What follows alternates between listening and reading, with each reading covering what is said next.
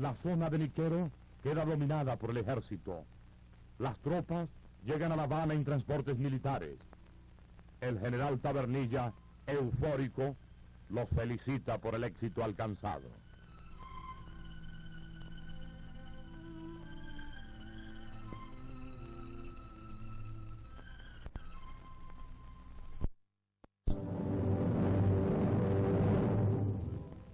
Como todos los años, los estudiantes intentaron conmemorar la fecha luctuosa del 27 de noviembre. La manifestación se dirigía hasta el monumento a los 8 estudiantes de medicina fusilados en 1871.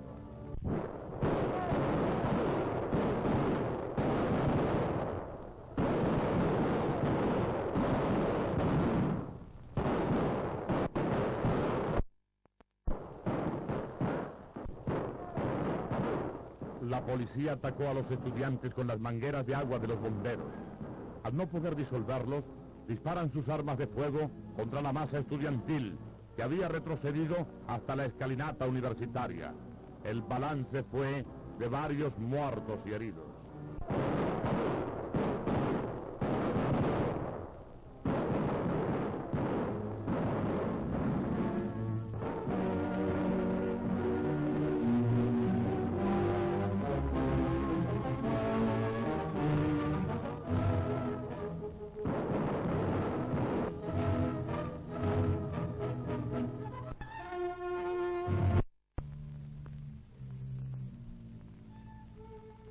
Transcurridos 3 meses de incertidumbre, durante los cuales los voceros del régimen aseguraban que los expedicionarios del Granma habían sido exterminados por las fuerzas de la dictadura, una realidad muy distinta se iba abriendo paso entre los montes y veredas de la Sierra Maestra.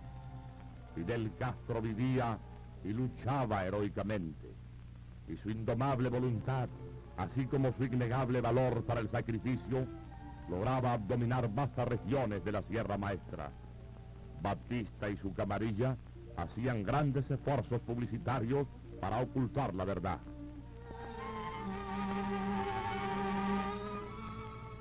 En medio de la farsa publicitaria, el New York Times publica la entrevista con Fidel Castro en la Sierra Maestra, realizada por el veterano periodista Herbert Matthews.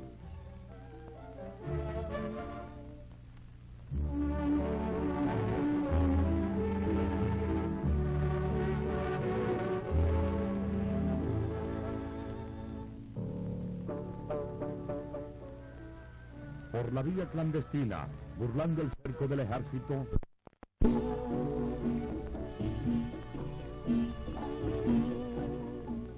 uniformes, hamacas y tiendas de campaña también son confeccionados en el territorio libre.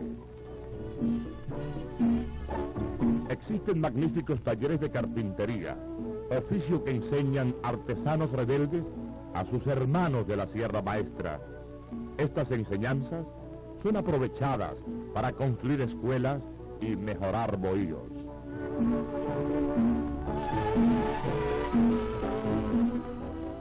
El taller de herrería y fundición está en el campamento industrial. Así llamaban al campamento del Che.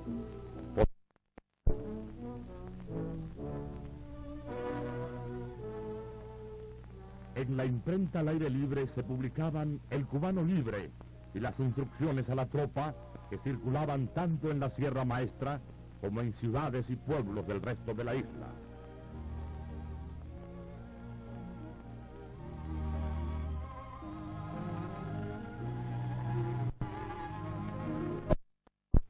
Y quedaron cerrados todos los caminos.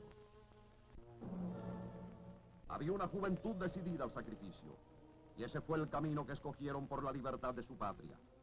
El asalto al cuartel Moncada de Santiago de Cuba, dirigido por el joven abogado Fidel Castro, demostró que había reservas de coraje para derrotar a la dictadura.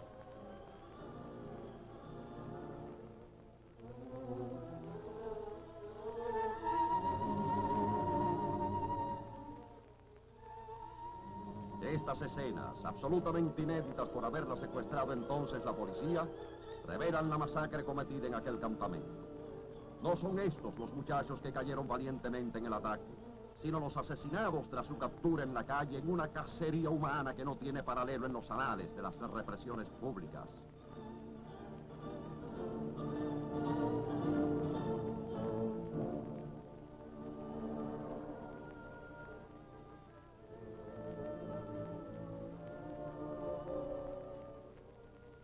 Entró al cuartel después que habían pasado todos los peligros, pero bravucón y feroz dirigió la matanza de jóvenes indefensos. La historia contará en detalle cómo fueron torturados uno por uno, bayoneteados y ametrallados en el suelo finalmente.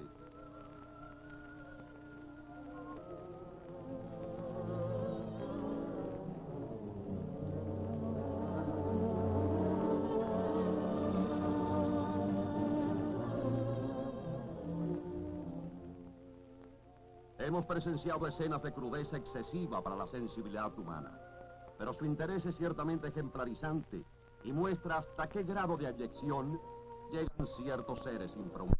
Ese servicio público de teléfono. Entre tanto, los estudiantes mantenían su consigna de lucha por la Constitución. No se trataba de un grupo de revoltosos, sino de la masa estudiantil consciente de su responsabilidad histórica. Las más genuinas tradiciones universitarias estaban en juego. Se prefirió, pues, la clausura a la complacencia con el régimen.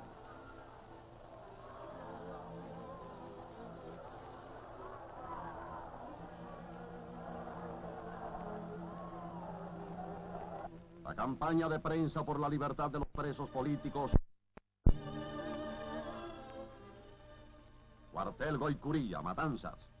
Por primera vez pueden verse estas escenas que reflejan el horror de un combate librado por el ideal de una Cuba sin cadenas, pero con todas las desventajas para los atacantes. Y como en otras oportunidades, con una reiteración criminal morbosa, fueron rematados los heridos, acuchillados los prisioneros, torturados hombres, mujeres y niños, en un esfuerzo por arrancarles confesiones que condujeran a la detención de otros elementos revolucionarios supuestamente complicados con los asaltantes del regimiento de Matanzas.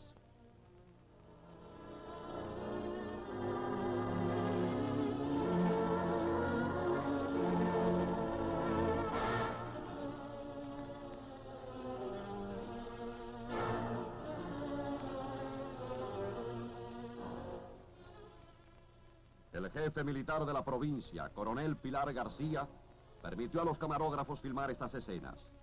Después, horrorizado por lo que ellas mismas se revelarían, trató de requisar todas las películas.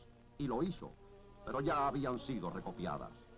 Hoy las ofrecemos como un testimonio de aquel trágico episodio de la lucha por la libertad de Cuba.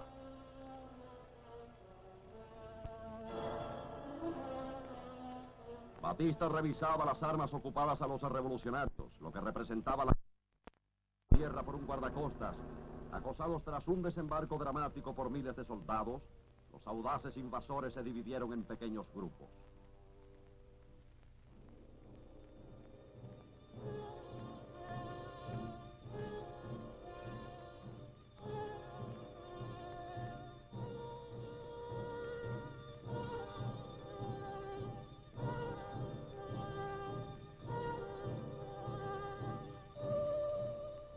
Algunos cayeron en emboscadas, otros fueron detenidos. Muy pocos pudieron sobrevivir. Tras la muerte de Juan Manuel Márquez y su grupo, se les instó a la rendición con distintos mensajes. Hundía el desaliento en la juventud cubana al creerlos derrotados. En verdad, no lograrán desembarcar, había afirmado Tabernilla antes de la llegada del gran maniquero, y de lograrlo, serán derrotados como en un simple ejercicio. Ignoraba que los invasores tenían un arma secreta, el pueblo.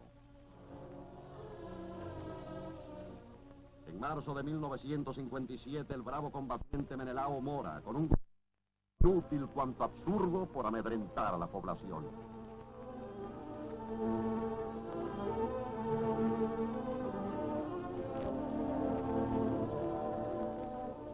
En Pinar del Río, una señora de 60 años desafiaba al régimen en juicio de gran repercusión. En las villas, el cóctel Molotov fue un arma efectiva para el sabotaje, y sin originar los daños indiscriminados de la dinamita, resultaba efectiva para la provocación de incendios en lugares señalados.